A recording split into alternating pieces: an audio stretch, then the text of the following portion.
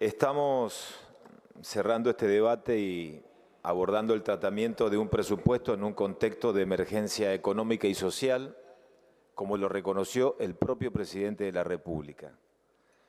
Con devaluación, que cada vez que se dan procesos devaluatorios se traslada a precios, con inflación, con incremento de indicadores de pobreza, como lo reconoció el presidente y lo anunció a los argentinos, le habló de frente a los argentinos, el incremento de la pobreza en función de los ingresos. Por lo tanto, ¿puede ser un poco de silencio, presidente? Y nos hace el favor. Gracias. Por lo tanto, a diferencia de años anteriores, desde el Poder Ejecutivo y en representación del Gobierno, cerrando el debate, no venimos ni a negar ni a ocultar la realidad, sino a asumirla como tal y avanzar en el tratamiento de este proyecto y de este presupuesto.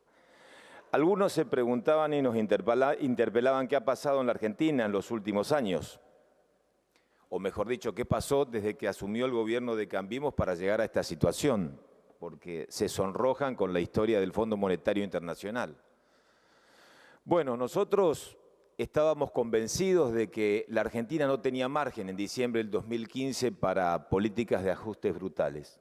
No había decisión ni en la política ni un estado de conciencia social del país devastado en que le tocó asumir a esta administración, en lo institucional, en lo económico y en lo social.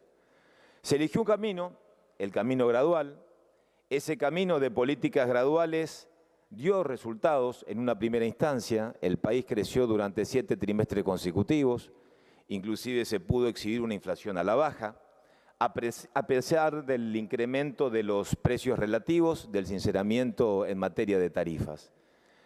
La Argentina no está sola, no es un actor que puede presentar o exhibir un pasado que lo respalda con equilibrio, sino que muy por el contrario. La Argentina tiene tras sus espaldas el peso de su historia, con desequilibrios estructurales en materia fiscal, con una inflación que no se la ha resuelto en más de 70 años, desde el año 1945. Fíjense que si hay que hablar de desequilibrios fiscales, desde 1960 hay desequilibrios fiscales del orden del 4,5% que trepó prácticamente al 14% a finales del Rodrigazo, con los efectos del Rodrigazo. Y también hay causas externas e internas en los últimos tiempos. Claro está, el factor externo, la suba de la tasa de interés de las reservas de Estados Unidos, el aumento del petróleo, y el factor interno que tiene que ver con la sequía, que golpeó con mucha fuerza, porque generó una pérdida por 8.500 millones de dólares, y la otra vez se anunció en un debate y pasó casi al azar, pero es central, que tiene que ver la causa de los cuadernos. Así como la causa de los cuadernos es una causa emblemática porque, bueno, ha desnudado un entramado de corrupción del Estado, funcionarios y empresarios, y no quiero explayarme sobre este tema, pero sí desde el aspecto económico. El esclarecimiento de la causa de los cuadernos y el involucramiento de determinadas empresas tiene que ver con una paralización en la falta de inversión que se refleja en la obra pública. Por ejemplo, con los programas de participación pública-privada, con las licitaciones acordadas, donde hay inversiones por más de 8.000 millones de dólares para 3.330 kilómetros que los tiene el gobierno licitado, y esto está medianamente parado como consecuencia de esta causa. Pero yo voy a dar un ejemplo, el Lava Jato. El Lava Jato significó para Brasil una pérdida de 27.000 millones de dólares para las empresas, de parálisis en materia económica, de dólares. 27.000 millones de dólares es el PBI de Paraguay del año 2016. Colombia, como consecuencia de causas similares a los cuadernos, generó un caimiento en materia de indicadores de crecimiento del país de más del 3%.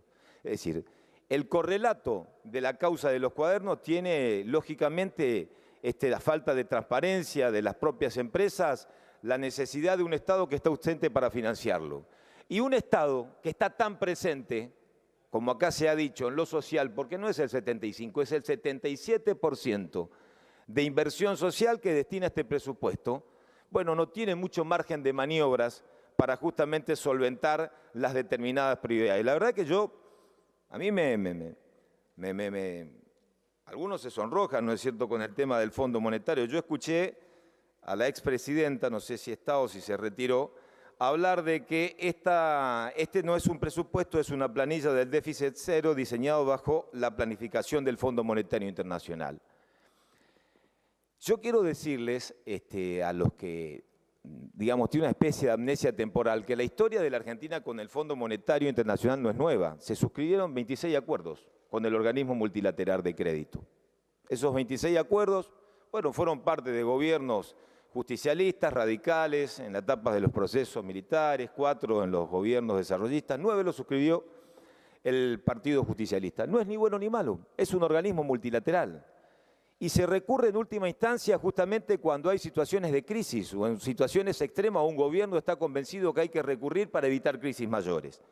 Y la propia expresidenta de la República, que hablaba de esta especie de planilla de Excel y criticaba el objetivo del déficit cero, y decía que este objetivo de déficit cero termina con las 3D, déficit, deuda y desempleo. En realidad, el déficit, deuda y desempleo fue la marca registrada de los últimos años, de la última etapa del gobierno de la senadora Cristina Fernández de Kirchner, cuando fue presidenta. Déficit, deuda y desempleo, marca registrada sello K de la última etapa de la gestión. Porque los superávit gemelos, como bien se ha dicho, únicamente fueron los 4 primeros años. Y ahí sí se exhibía en cada presupuesto lo que significaban los superávit gemelos o el superávit para la Argentina, la importancia de contar con superávit. Bueno, lo que nosotros buscamos es una convergencia fiscal razonable y seria. Sí quiero recordar al pasar lo que se suscribió con el Fondo Monetario Internacional en el marco del G20. La expresidenta de la República, que hablaba justamente de esta especie de planilla de Excel. En el G20, en la declaración de Washington del 16 de noviembre del 2008, se expresó claramente que el Fondo Monetario, en colaboración con otros organismos, debe cooperar para identificar puntos vulnerables, anticiparle a peligros potenciales y actuar rápidamente para jugar un papel fundamental en respuesta a la crisis. Esto lo suscribió también la expresidenta de la República. Declaraciones del G20, Londres, 2 de abril del 2009. Apoyaremos ahora y en el futuro la supervisión sincera, equilibrada e independiente por parte del Fondo Monetario Internacional de nuestras economías y nuestros sistemas financieros, de las repercusiones de nuestras políticas para los demás y de los riesgos a los que se enfrenta la economía global. La expresidenta, en el gobierno de la expresidenta, se envió también, en cuanto al Fondo Monetario Internacional, la Ley 26.849, que aprobó el Congreso de la Nación por unanimidad, donde se amplió el capital para ser socio con la cuota parte del Fondo Monetario de 3.000 a 5.000 millones de dólares. A ver, una cosa es el relato o hablar para la tribuna, y otra cosa son los hechos. Nunca ha existido, y está muy bien, voluntad de la expresidenta de no ser parte del Fondo Monetario Internacional, porque cuando lo que se exhibía como una gesta épica, que fue el pago al Fondo Monetario, en realidad ese pago fue un pésimo negocio financiero para la Argentina, porque la excusa de utilizar el 37% de las reservas, 9.800 millones de dólares, la excusa fue la siguiente. El Fondo Monetario Internacional le cobra a la Argentina el 5% de interés de tasa anual. Y el 5% era superior a los excedentes de las colocaciones de reserva del Banco Central, que era el 2,5%. Entonces, bajo esa excusa, se cancela anticipadamente utilizando 9.800 millones de dólares de las reservas del Banco Central. Ahora, ¿qué pasó? Había que calzar con la emisión de nuevos bonos. Los nuevos bonos que se emitieron para compensar los 9.800 millones de dólares de reservas que se fueron para pagar anticipadamente, porque supuestamente era usurario el 5% que te cobraba el Fondo Monetario Internacional, se transformaron en un 15% de interés anual en la deuda emitida en pesos y en un 9% en la deuda emitida en dólares. Por lo tanto, fue un pésimo negocio financiero. Por supuesto que sirvió desde el relato, pero desde lo financiero fue un pésimo negocio para la Argentina. Esta fue la historia real con el fondo, como así también los acuerdos que algunos se preocupan, es parte de nuestra historia. A ver, ¿es bueno el acuerdo, es malo el acuerdo? Es una instancia de decisión que la toma el gobierno para evitar una crisis y una espiral mayor. Esa fue la decisión que tomó el gobierno y que nosotros respaldamos. Y en ese contexto, en el contexto de las políticas que se fijó el gobierno, avanzamos en el tratamiento de este presupuesto. Este presupuesto, que pasó algunas cosas desapercibidas, pero es bueno decirlas, y en esta casa del federalismo, como algunos senadores lo han dicho, este es el último presupuesto que se va a tratar antes de elegir presidente en la República Argentina, en las próximas elecciones. Y como algunos decían que la conducción o el gobierno se mide por la gestión, a mí me parece que es muy bueno reflexionar el punto de partida en esta sesión de diciembre del 2015 y cómo estamos hoy, cómo está la Argentina. Porque aparentemente para muchos hay una mirada apocalíptica. Y bueno, yo quiero, mencionar algunos datos. El balance final falta todavía, ¿eh? Somos un gobierno en transición, falta mucho para las elecciones del año que viene, pero para diciembre del año que viene. Pero quiero sí hacer un balance para aquellos que es importante evaluar la conducción con la gestión. Miren, nosotros, en lo económico, en el 2015, la Argentina tenía un déficit fiscal del 5%. Hoy, con el acuerdo entre la Nación y las provincias, vamos camino hacia la convergencia fiscal. La Argentina venía de una economía cerrada, con cepos, con 5 tipos de cambios.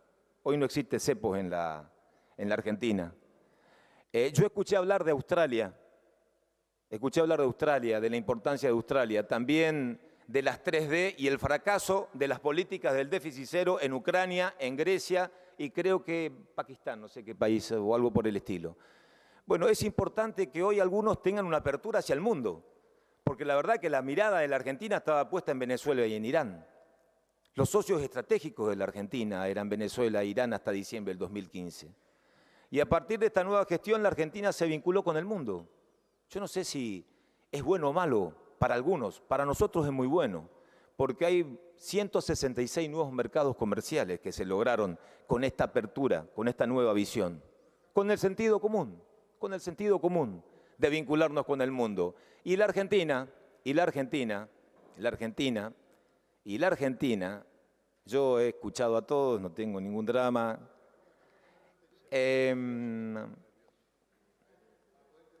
Para poder entender, bueno, usted, senador, yo lo escuché atentamente, lo seguí atentamente y usted senador dice que la Nainhoff, conducción se mide por la conducción. Continúo, sí, presidente. por favor. Hablando de la gestión, yo lo que quiero decir en este sentido, que vincularnos con el mundo es un gran aporte, no solamente para el gobierno, para el Estado. Para el Estado. El año que viene habrá nuevos desafíos y ahí vamos a estar, y ahí vamos a competir y la gente va a decidir. Si creen que la etapa anterior, los que están, qué sé yo, a la derecha o a mi derecha, en un extremo a mi derecha, la etapa anterior es la etapa que puede servir o la gente apostará al futuro. Bueno, la gente va a decidir. Ese es el desafío, con mucha madurez democrática, cada uno elige un camino. Nosotros elegimos un camino de sincerar las cosas, ¿eh? El primer gran desafío fue restablecer pilares democráticos y republicanos en la Argentina. Miren, en el 2015 vamos a hablar en esta Casa Federal, hablemos un poco de las provincias en la Argentina. Hablemos de las provincias. Vamos a hablar de las provincias, si representamos a las provincias. Porque acá sí que somos federales, ¿eh? Acá somos federales y demandamos con mucha fuerza. Ahora, hay algunos que son unitarios como pocos cuando administran sus provincias. Acá hay algunos que vienen y golpean la banca para que se discuta el fondo sojero, pero cuando tienen que coparticipar a los municipios, presentan uno de los peores índices del país de coparticipación, como pasa en mi provincia. Creo que está antepenúltima de lo que se coparticipa a los municipios. No tienen autonomía. Es mejor disciplinarlos. Pero bueno, acá sí hay que reclamar con mucha vehemencia el Fondo Federal Solidario, independientemente de que ese fondo pueda implicar que algunas cosas estallen por el aire. Que algunas cosas estallen por el aire. Porque este presupuesto tiene razonabilidad. Para las provincias que no le fue mal, le fue muy bien con este gobierno. Con el gobierno le fue muy bien. 5 provincias tenían superávit, algunos dicen que 8. Hoy de 24 jurisdicciones, 23 tienen superávit fiscal. Y estas cosas de la Argentina, ¿no? Vamos al fondo, recurrimos, no hay competitividad. Yo hablaba de un escuchaba hablar del bimonetarismo como algo nuevo. El bimonetarismo en la Argentina o el refugio en el bimonetarismo tiene que ver con una inflación que no la resolviste hace 70 años y con la incapacidad de una dirigencia política que tenemos que hacernos cargo de no tener grandes acuerdos. Ahora, cuando gobernaban, hoy se acuerdan de los grandes acuerdos, la importancia de los acuerdos. Antes, cuando les tocaban gobernar, el acuerdo era la disciplina, la chequera y el látigo. ¿De qué grandes acuerdos hablamos? Yo respeto a los que tienen visión plural, democrática, a los que quieren construir una alternativa seria y responsable, pero hablarnos de grandes acuerdos políticos cuando administraron la Argentina con disciplinamiento, miren a los gobernadores. Yo quisiera saber, algunos son senadores y tenían muchos la capacidad de decidir o planificar las obras públicas para su provincia. Era un combo enlatado. Era el combo enlatado. Y en ese combo enlatado la nación concentraba recursos y las provincias perdían. En el 2015 se coparticipaba al 40%. En el 2018, con la ley de responsabilidad fiscal, el consenso fiscal, las provincias van a recibir el 47%. Y en el 2019 el 50%. Miren qué mal que le fue a las provincias, ¿eh? ¿Y saben cómo le fue a las provincias? Con la devolución del 15% de los fondos de precoparticipación del ANSES, acordando, dialogando, no con agachadas, no con la viveza criolla o la picardía que en la retirada manda un decreto de necesidad y urgencia para que un fallo de la Corte tenga un efecto propagativo para todas las provincias, como la acción que inició Santa Fe, San Luis y la provincia de Córdoba, por los fondos del 15% del ANSES, cuando se estatizaron los fondos de la AFJP, como para que todo estalle. No, bueno, con el acuerdo se logró. Y ahí está la mejora en los índices de coparticipación, con la armonización de las deudas entre la nación y las provincias, con la nación que se está haciendo cargo del déficit previsional de muchas cajas provinciales, de las cajas previsionales de muchas provincias argentinas que tienen déficit y la nación se ha hecho cargo. Ahí están los números, por eso le va muy bien a las provincias. Lo que habría que preguntarse a veces, cuando las provincias tienen caja, si 23 provincias tienen caja y hay excedentes, ¿por qué no se refleja en algunas decisiones concretas de política pública? ¿Por qué siempre se mira hacia arriba? Bueno, cada uno discutirá para adentro en su provincia qué es lo que está pasando, pero que hay excedente y hay excedente, que hay superávit y hay superávit no lo pueden negar. No lo pueden negar. Mejoran los índices de coparticipación, las provincias superavitarias, desde el punto de vista del federalismo, en estos 3 años se cambió para bien. Se cambió para bien.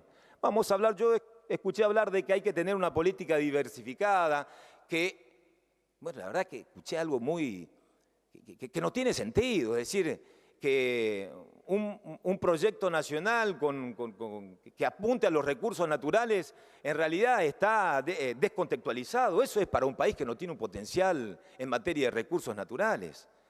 La verdad es que yo me quiero quedar con algo que se rescató, que es Vaca Muerta, pero quiero también decir cuál fue el punto de partida antes de Vaca Muerta, ¿eh? Porque escuché cosas novedosas, que el subsidio es una especie de un salario indirecto, un aporte del Estado como salario indirecto. Bueno, el problema está qué se hace cuando se subsidia. Yo estoy de acuerdo con el subsidio. Nosotros avalamos la política de subsidio. Yo desde el pleno convencimiento que el Estado tiene que subsidiar, pero a quien necesita. Y lo que tenemos que discutir qué se hizo en los últimos años. Los que hoy hablaban del subsidio de manera generalizada. De cada 3 pesos que se destinaban en subsidios en la Argentina, 2 iban a los bolsillos de los ciudadanos de mejores ingresos de este país. 2. Y en materia energética arrancamos subsidiando 1.180 millones, 1.185 millones de pesos en el 2005 y terminamos en el 2015 con más de 139.400 millones de pesos de subsidio. De toda esa fortuna que tanta plata y tanta falta hace a los sectores que tanto se quiere proteger, 2 pesos iban a los sectores más pudientes de la Argentina y 1 solo a los sectores más vulnerables de la sociedad. ¿Y saben por qué? Porque, bueno, por el facilismo, porque se pisó tarifas y como consecuencia de pisar tarifas y no actualizar, se perdieron las inversiones y al no haber inversión perdimos el autoabastecimiento energético y terminamos importando y de ser un país de exportador en el 2005 de 4.900 millones de dólares, terminamos en el 2015 un país importador nato de 5.000 millones de dólares de materia energética. Ahora, bueno, se evalúa la gestión por lo que se hace. Bueno, ¿qué estamos haciendo para revertir esto? Primero, inversión en materia de energías renovables. En el 2015, de la totalidad de la capacidad en materia energética, el 2% de las energías renovables. Hoy es el 5%. Y en el 2020 o 2025 puede llegar al 20% con las inversiones que se están realizando en distintas provincias de la Argentina. Vaca Muerta, acá se habló de Vaca Muerta. Bueno, por primera vez, después de 14 años, este país volvió a exportar gas a Chile. Y esto es un logro por la previsibilidad, por la inversión. Y Vaca Muerta es un potencial no de futuro, es inmediato. Nosotros en el 2020 vamos a volver a tener un superávit en la balanza comercial energética. Y esto fue por lo que se ha hecho en los últimos años, con previsibilidad, con seriedad, por supuesto, con sentido de responsabilidad política. ¿O qué es sincerar tarifas? Si no es asumir con sinceridad las cosas que se tienen que hacer. ¿Ustedes creen que es fácil, que no tiene costo, que a todos nos gusta sincerar las tarifas? Bueno, peor es la bomba. Y dejar que la bomba para el que pasa, para el que sigue y para el que sigue y para el que venga. Esa es la historia de la Argentina. No asumir con sentido común, no asumir con sentido de responsabilidad, en materia energética, en materia institucional, en materia social. En materia social, claro que sí que hay un gran desafío, porque un país que destina el 77% en inversión social, bueno, el remanente, la sábana es muy corta para pensar en la diversificación de la matriz productiva, para pensar en un país que tenga la capacidad de ser competitivo, para inversión en seguridad. Por supuesto que es el gran desafío. Tenemos enormes desafíos en base a acuerdos políticos, pero el primer paso es actuar con mucha previsibilidad y con mucha seriedad. Y creo que la previsibilidad y la seriedad tiene que ver con este presupuesto, no con el presupuesto en sí, sino con el mensaje de la aprobación. Con el mensaje. Porque el contexto es difícil, es de emergencia, lo reconoce el presidente, y es un presupuesto que necesita, no el gobierno, sino que necesita el país. La verdad que hay algunos que no los voy a entender. Hay algunos que, bueno, han llegado, digamos, representando a las provincias, pero responden a un proyecto político distinto. Pero en esta Casa Federal, yo puedo entender una discusión de paridad en la Cámara de Diputados. Pero en esta casa del federalismo, cuando uno mira los números de cómo le fue a las provincias en la Argentina, no acompañar este presupuesto, la verdad que no tiene sentido. Bueno, únicamente puede ser la lógica de cuanto peor mejor y que pase el que sigue. Bueno, nosotros queremos construir un país distinto, presidente, y un país distinto lo estamos haciendo con mucha responsabilidad y con las fuerzas políticas que tienen sentido común y que más allá de las especulaciones a la corta, también acompañan al gobierno en un momento complejo. Y nosotros valoramos los acuerdos en momentos complejos. Y creo que este presupuesto es el reflejo de esto. El país del facilismo, el país del aislamiento, el país, este tema de los cuadernos que no tiene trabado o de los bolsos, es un país que quedó atrás. Y la responsabilidad que eso sea parte del pasado, o como la impunidad sea parte del pasado, depende de todos nosotros y de construir alternativas políticas responsables. Creo que ese es el desafío y acompañamos el presupuesto.